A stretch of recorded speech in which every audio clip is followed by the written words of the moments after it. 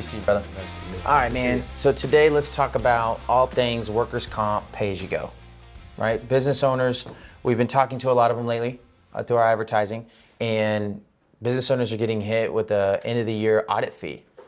So you've been in the industry for a while. Let's talk about it. Let's start from the very beginning on how how does that even happen to a small business? Well, a lot of times with these businesses that are set up, they open their doors to do whatever it is, making a pizza, build a home, contracting, whatever it may be. They don't think about, the insurances, the payroll functions, employee management, but one of the things that hits them first is a workers' comp audit. Okay. Now, audit's good. It's good in the sense if they're getting a check back, but that means the business had a bad year. Most of the time they're getting hit with the audit and they're having to pay sometimes a significant amount of money at the end of the year when they weren't expecting it. Right. So for a small business, so if you're a small business and you're growing, and let's say you have a really good year and you went from 10 employees to 20 employees, right? What can that happen if you don't accurately report your wages correctly? Well, it's beginning of the year. You're given what you think the year, if you've done it right. You're giving the carrier what you think is going to be your payroll amount throughout the year, from, let's just say, from January to December. Okay. November, December rolls around. You had a great year. You've added employees. You've added payroll. You haven't made an adjustment with the carrier. Carrier starts the audit process. And you get hit with an audit. I mean, and I had a prospect out in California most recently that they went from $250,000 in payroll. Years in, they had $750,000 payroll. Great year, time to celebrate. Then here comes the audit, $60,000. He's got to come out of his pocket $60,000 at the end of the year when he wasn't expecting it. And I don't care what kind of money you have in the bank, how well you've financed. I mean, $60,000 for a small business owner is substantial. That's $60,000. Yeah. Right. And so the pay-as-you-go program fixes that. Well, and these owners, most of the time they're either doing it weekly, bi-weekly, reporting their payroll. All we're going to do is take over that process. That's the key. We need to be running the payroll. And every time we report payroll, we're going to have them in our master workers' comp program, or we'll put them on their standalone program, depending on the type of history they have. But as they report payroll, whether it's weekly or bi-weekly, we're going to be billing them for the workers' compensation based on the hours reported every time they report the payroll. At year's end, we've done it either weekly, bi-weekly, all the way through the year.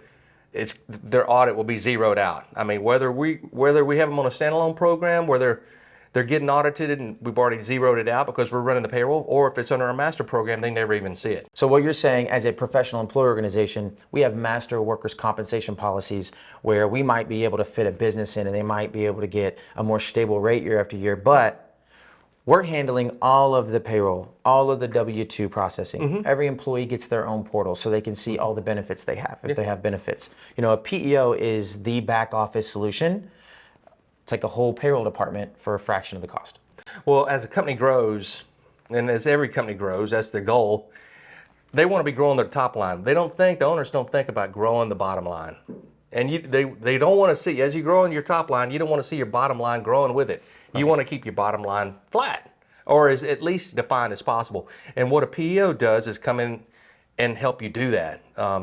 As you grow, you're adding on responsibilities. You're adding on non-revenue producing functions like payroll, like getting your taxes in order, making sure the insurances are in place, employee management, because as you hire staff, you got to be careful what you hire nowadays. Yeah.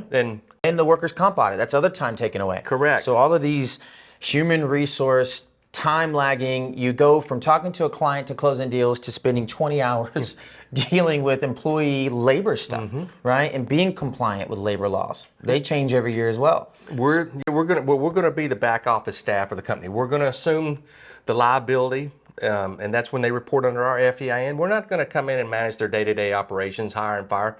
We're just gonna assume their tax liability, their insurance liability.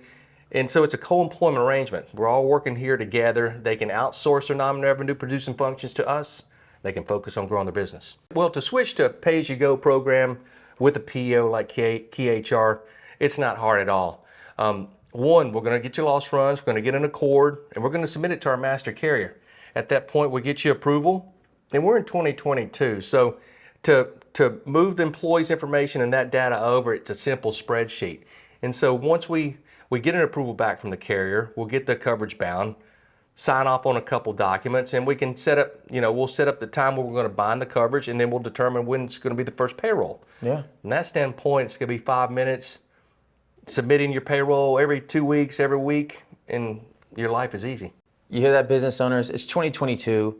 Everything and all your information can be transferred over safely and securely digitally. So when you go to a PEO pay-as-you-go program, it's actually pretty easy. It's not as hard as back in the day where you probably had to have stacks of paper or something. Like, how did you guys do it back in the day? Well, and when I got in the business, we had to do it all ourselves as a salesperson. You're the face of the company. And once you got a commitment, you're selling your soul. I mean, you gain the trust of the owner, and that was our job.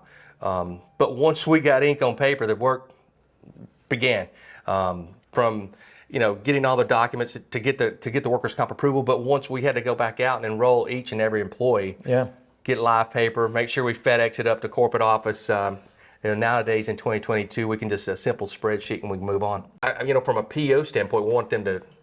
You want to see a flexibility. You want to see that you're looking at the PO to make sure they can write your type of business.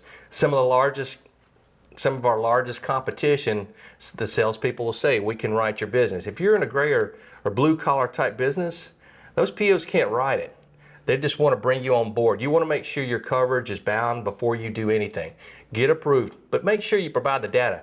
Don't go in and just simply say, hey, show me your pricing. There's over 1,000 workers' comp codes. You need to provide your loss runs. You need to provide reasons for claims that are on your loss runs. And also make sure you provide accurate payroll data. So the top 3 things: make sure that the workers' comp carriers can actually get you approved before they say anything. See that approval. You question the salesperson. Say, look, I've got this type of business. They should give you an indication whether or not they can get you approved. Secondly, provide your loss runs. Don't simply say I've had no losses. Anybody can say that. Provide the loss runs. Okay. Provide any reasons you have for claims on there, and want to make sure that those have been solved, been mitigated, and want to make sure there's safety protocols put in place that doesn't happen, they don't become systemic. And then make sure you provide accurate number of employees, accurate number of payroll data. Right, because again, like we talked about, the more accurate you can submit your information to the PEO, the better quality of service that they can provide. And the quote's going to be accurate. One thing at Key HR, we're not going to provide you a quote if you haven't given us accurate data back. We want to make sure when we put a proposal together, it's fully approved and it's ready to go. And so it's going to allow you to make the best decision for you in regards to your business. And you're going to know, hey, I've got a quote that's fully approved. We've walked through that process. It's not going to be, well, here's your numbers if you give me your loss runs. Here's your number if you give me the payroll data. We're in this together. I think one of the major benefits that you've been really teaching me on too is like, hey, a PEO has real skin in the game with their business partners. Like, they have real skin in the game to make sure that you're safe, your company is in compliance, right? So you can maintain the rates that you have in workers' comp. Can you explain that? Explain how important that is to small businesses, because I believe if we can communicate that more, when people, like, hey, we have real skin in the game with you, explain that a little bit. Well, from just a simple, from a legal standpoint, a PEO, we're assuming the liability. It's our workers' comp policy under our FEIN number. So anytime a client has a loss, it's a loss to our policy. And so it's important that we're underwriting on the front end. So when we're requesting loss runs and accurate payroll data, it's important because it's economies of scale. You've got 20 employees at your company. Well, we're lumping you in with 5,000 employees. So it's critical that any company we bring into that, under that shell, is going to function with a safe manner because we have risk management on staff. We want to make sure if there's a claim, it's being reported in a timely manner.